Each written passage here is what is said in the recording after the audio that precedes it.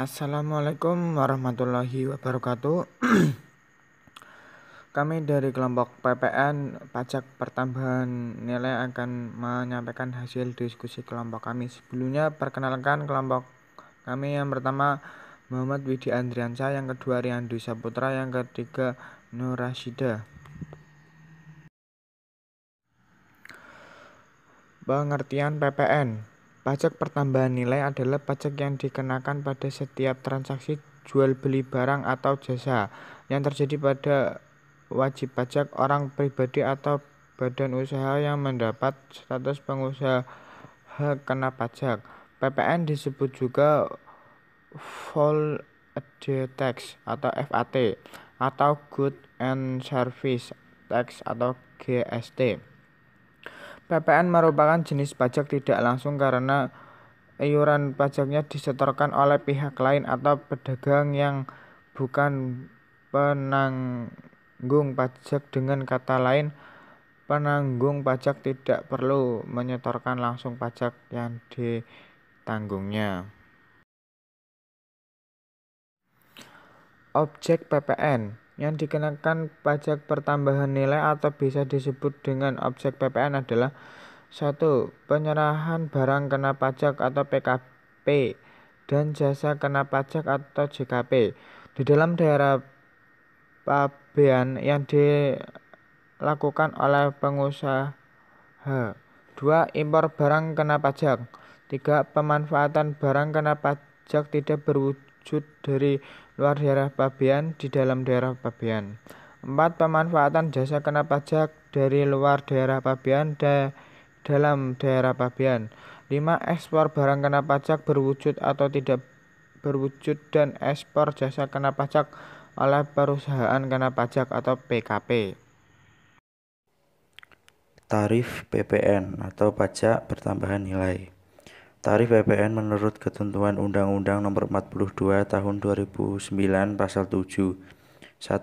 Tarif PPN adalah 10%. 2. Tarif PPN sebesar 0% diterapkan atas ekspor barang kena pajak berwujud, ekspor barang kena pajak tidak berwujud, dan ekspor jasa kena pajak.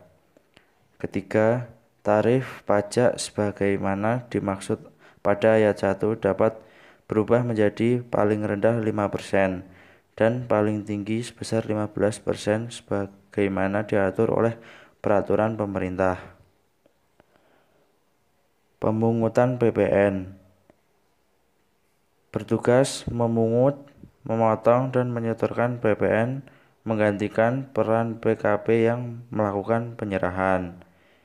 Pihak pemungut antara lain bendaharawan entitas pemerintah atas penyerahan kepada pemerintah, penggunaan BKP, TB, atau JKP di luar daerah pabean atas pemanfaatan di dalam daerah pabean. Barang atau jasa yang tidak dikenakan PPN. Pada pajak ada istilah negatif list, yaitu barang atau jasa yang tidak dikenakan pajak.